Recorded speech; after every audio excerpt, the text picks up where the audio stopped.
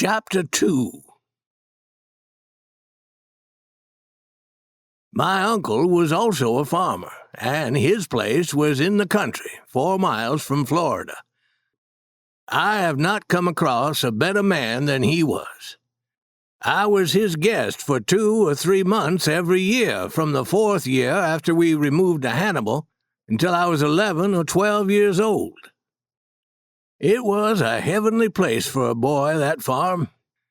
The house was a double log one, with a spacious floor roofed in, connecting it with the kitchen.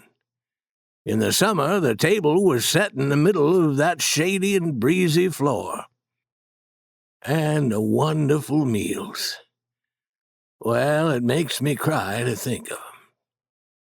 The farmhouse stood in the middle of a very large yard, and the yard was fenced on 3 sides. Against these stood the smokehouse. Beyond were the fruit trees, and beyond them the Negro quarters and the tobacco fields. Down away from the house stood a little log cabin against the fence, and there the woody hill fell sharply away to a brook, which sang along over its stony bed and curved in and out and here and there in the deep shade of overhanging greenery. A divine place for going in barefoot.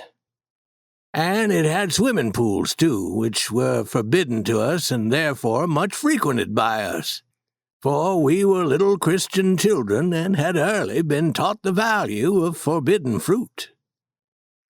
In the little log cabin lived a bedridden, white-headed slave woman whom we visited daily and looked upon with wonder, for we believed she was upward of 1,000 years old and had talked with Moses. We called her Aunt Hannah, and like the other Negroes, she was deeply religious. All the Negroes were friends of ours. We had a faithful good friend in Uncle Daniel, a middle-aged slave whose head was best 1 1/4, whose sympathies were wide and warm, and whose heart was honest and simple. I have not seen him for more than half a century, and yet spiritually I have had his welcome company a good part of that time. It was on that farm that I got my strong liking for his race and my appreciation of certain of its fine qualities. This feeling and this estimate have stood the test of 60 years and more.